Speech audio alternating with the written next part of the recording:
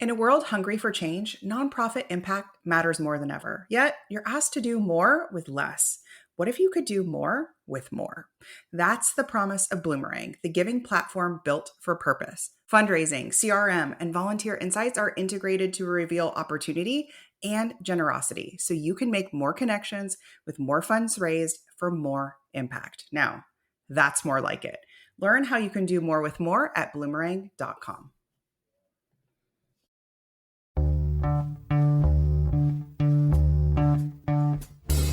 Welcome to the Purpose and Profit Club podcast for nonprofit leaders, mission-driven creatives, and social entrepreneurs. Get ready to stop dreaming and start doing. Here, ideas become action. We prioritize purpose and profit. You ready? Let's go. Welcome back to the podcast. We are in it. We are in peak fundraising season. And so this episode is a mindset and tactical pep talk that you need right before getting into really the thick of it. So it's Giving Tuesday and December giving, because we know that December giving is the highest month for donations for most nonprofit organizations. Okay. So let's dig in. So you know how I say that fundraising shouldn't be a solo sport. That's true, right? You're with me. That's true. You're like, yeah, I don't want to be the only one fundraising. That's why you're listening to this. But most teams still don't have a quarterback that's calling plays. I'm laughing at myself for using this analogy because my knowledge of football is not great, but you're going to stay with me because I know enough about sports in general, baseball, basketball, that we're going to make this work. So everyone's waiting for consensus, waiting for the fear to go away, waiting for the perfect time. But meanwhile, the clock is running, and the clock is running big time right now. You cannot, I've been talking to a lot of people who were, like, oh, I don't know. Should we do this? Should we do that? I'm not sure. Maybe we'll just wait till next year. And what I keep saying to them is you're going to have to wait another 12 months for this time. It's not, can I run? Maybe we'll just do that email campaign, or maybe I'll ask that donor in a month or two. No, to get back to the season of giving takes 12 more months, because it will take 12 months to get back to this point.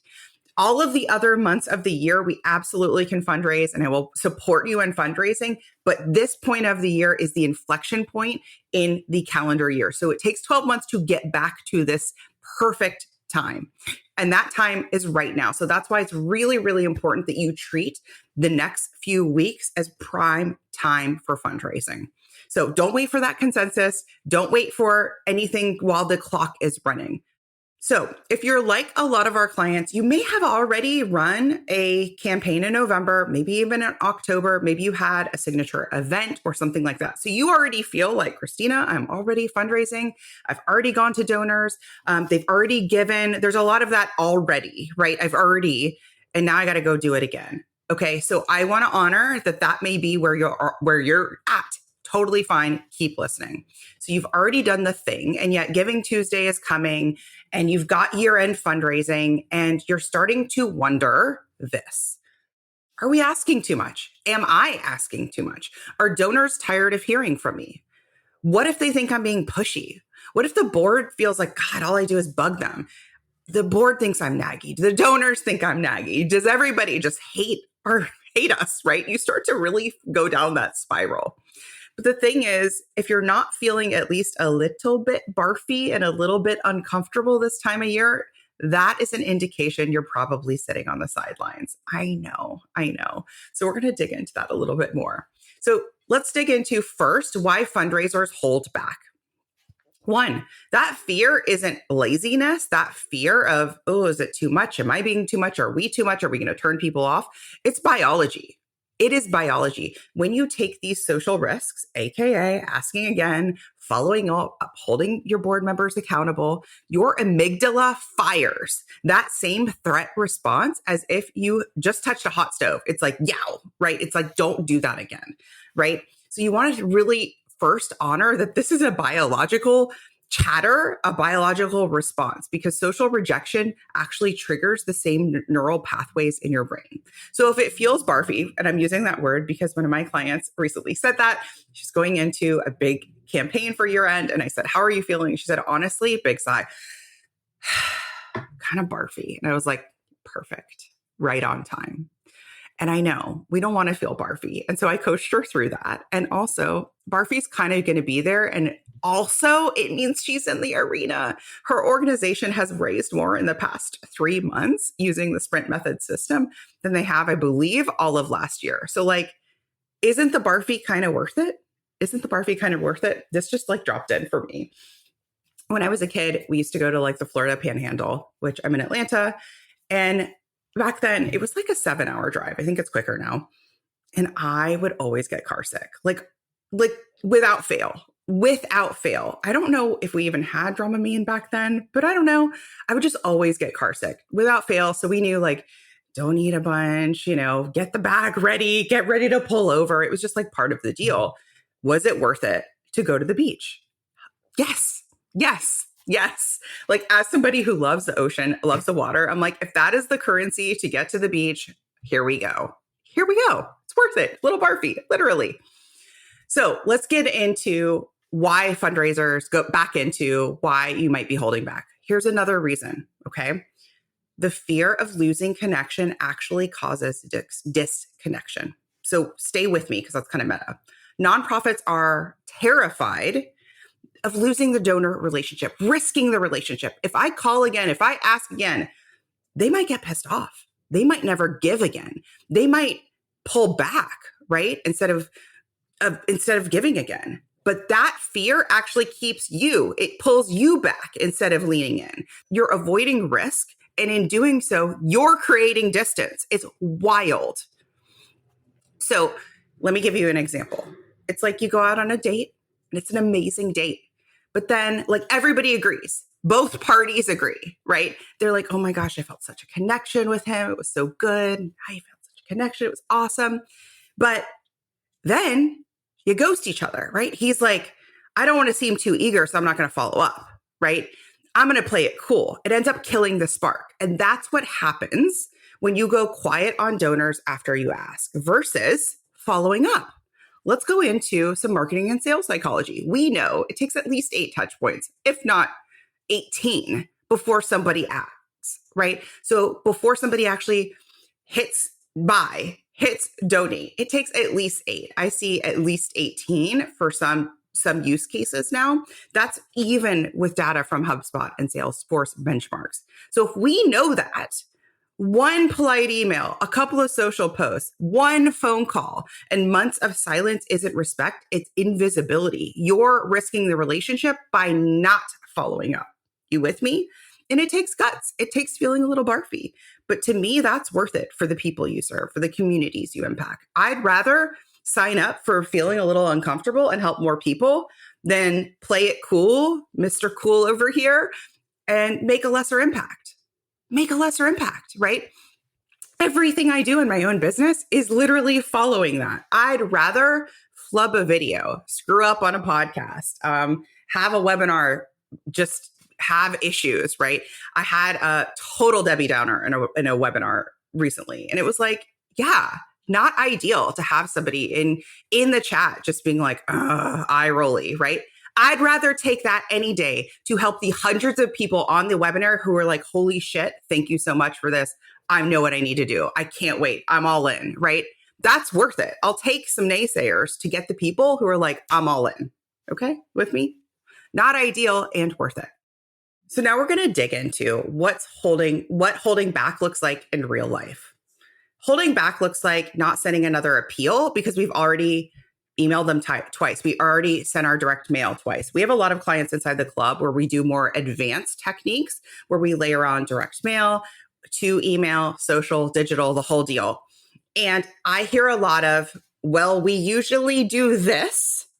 And you know me. So I'm like, great. Here's what we're going to do. I'm going to push you over here. We're going to increase the quality and the frequency of what you usually do. And it's a little uncomfortable, right? Not calling after leaving a voicemail. That's another example where you're like, well, I left a voicemail, so I check the box. No. We follow up. Letting a board member, I just coached somebody on this, letting the board member off the hook who's promised to share your campaign. When your board says, I got you, I'm going to help you, I'm with you all the way, just let me know how I can help, and then they ghost you, you have 2 options. 1, you can resent them and be mad at them and just be like, fine, arms crossed. I'm going to have to do this all by myself again. Or lean in, hold them accountable. Editing the ask until it's polite but powerless. Another client recently sent me something and he was like, can you go through this? And it was like, going through so many people, so many drafts, so many iterations that it just was beige, right? And so it starts to have that soft language, right? So let's dig into the psychology of how you can help mitigate this and kind of grow this skill if you notice that's happening to you. So if you've ever heard about exposure therapy, the exposure therapy effect can help you here. The more you act in the face of fear, the more your brain learns it's safe. The more you call that donor who you know you need to follow up with, but you feel nervous, but you take the action anyway, the easier that action will be again and again and again. The first time you have that accountability conversation with your board member will be the hardest. The 10th time you have it with a different board member in a different year, it will be much, much easier. So every time you pick up the phone, press send. You're actually rewiring your brain's alarm system. Courage is repetition, not luck. So if you're feeling fear right now, that's okay. It means you're expanding. It means you're growing. Homeostasis is not always growth. It's just cozy comfort. So we're going to go back to the coach's playbook here. So how to stop playing small. So we're going to go back to the coach's playbook here. So how to stop playing small. What should you do? If you're like, yes, I see this, now what? So first step, run a follow-up play. Run a follow-up play. Following up isn't nagging, it's leadership. One of the biggest ways that you could raise another 50K plus in your year-end campaign is simply by following up. The lie that we think is, I need more new donors. But unless you've squeezed the juice from your current constituents, that's not true. New donors are great. We always want to drive new traffic into your organization. That's a yes. That's a yes and.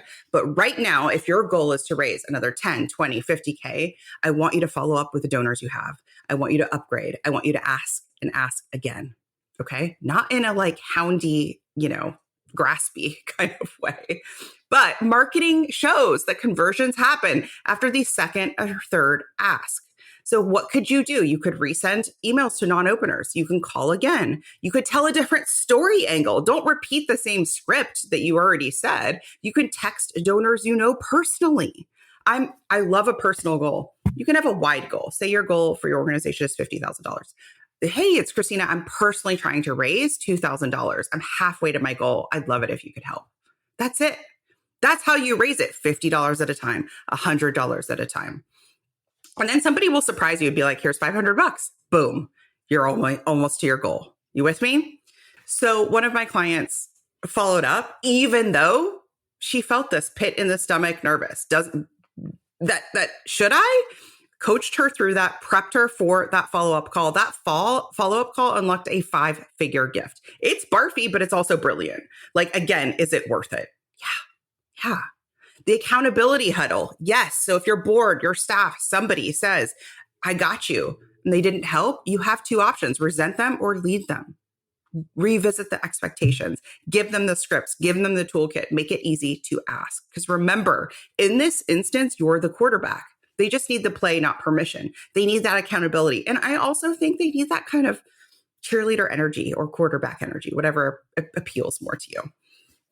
The next thing that I want you to try is asking bigger, not softer. You're not scaring donors away by asking for a match. You're inviting them into leadership. So I had a client, several clients now, who were working on getting donor matches for their campaigns.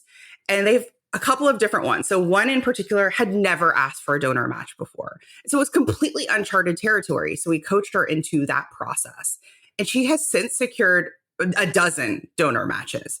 Another client said to me, I think I have somebody I can ask. I'm going to give it a shot.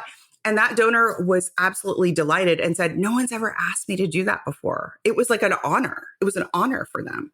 When you're not asking your donors, you're like, they're missing out on achieving some of their philanthropic goals. Think about how good that might have felt for them to be like, shoulders back, like, I'm a donor match for this campaign. How fun.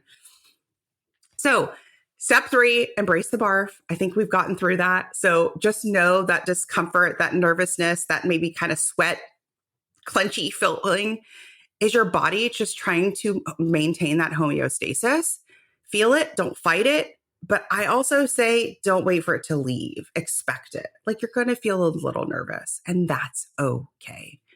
That's okay. So remember why it's worth it. This is the year end. This is our time. 30% of annual giving happens in December. 10% happens in the last 3 days of the year. I'm telling all of my clients, it ain't over till it's over. We all of them have plans for that last week of the year. You should too. You should too. If you don't have a plan, you need to reach out to me. Depending on where you're at, you need to join one of my programs or at least grab Easy Emails for Impact. Retained donors are 5 times more likely to give again. If there's any theme we're underscoring from today's episode, it's that go to the people who already know, like, and trust you. Don't be afraid to ask again. Don't be afraid to ask again, especially if it's in the same calendar year. It's okay. 26 to 30% of online gifts in December come from email. This is why we opened up Easy Emails. You're welcome to join the course at 50% off. Grab our system, our Easy Email system. Grab our Ask Map campaign planner and all of our email templates. So if there's ever a month to risk a little discomfort in sending more emails, higher quality, higher frequency, higher converting emails, it's December.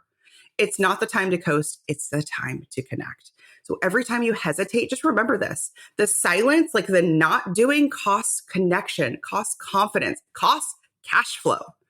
The courage compounds. When I do the hard thing once and then I do it again and I do it again, I get a compound effect. And I become somebody who's braver and better at doing those hard things. And that hard thing will make your organization a lot of money. And that money will help a lot of people. With me? The world doesn't need you to be polite. It needs you to be effective. It needs you to be brave. So you're not annoying donors. You're reminding them that you still exist and that the need still exists. Sometimes there is a misnomer. The donors feel, I donated and they're good. They're peachy. They got what they needed. Box checked. It is your job to say, you donated. Here's what that made possible. And here's what we're going towards next. You with me? Like, here's the vision forward. Here's the new obstacle. Here's the new problem. Here's the new thing we're trying to fund. Your job is to tell them that and then invite them to give. If you don't know how to do that, I'm happy to help you do that. So if your stomach's doing flips right now, that's good. It means you care. It means you're in it. It means you're leading. Fundraising success isn't about who has the biggest list, who has the most wealthy people. It's about who has the most courage to make the next play. And who isn't waiting, who isn't staying in draft mode, who isn't prepping. So remember, you can't win from the sidelines. Remember, December, it is prime time. So really hit the gas hard. You're allowed to take time off. You're allowed to rest. You're allowed to have a beautiful holiday season. You're allowed to schedule out your social posts and your emails. But I really want you to think about, how do I create a December that is so powerful and so profitable for our organization, but that by January 1, I feel good. I feel proud of myself for what I put in, and I feel excited about what we're able to do with that funding coming into the next year. That's the energy. That's the energy of December. Okay? I will see you in the next one. Bye. Hey, high achiever. I know your sights are set on ambitious, world-changing goals. In the Purpose and Profit Club group coaching program, you can get the support, motivation, and strategy to accelerate your impact. I like to say it's where the inner work meets big impact and big funding. Go to splendidcourses.com/waitlist, and you will be first to be notified when we open up doors, and you'll get special bonuses when you join our waitlist. See you inside.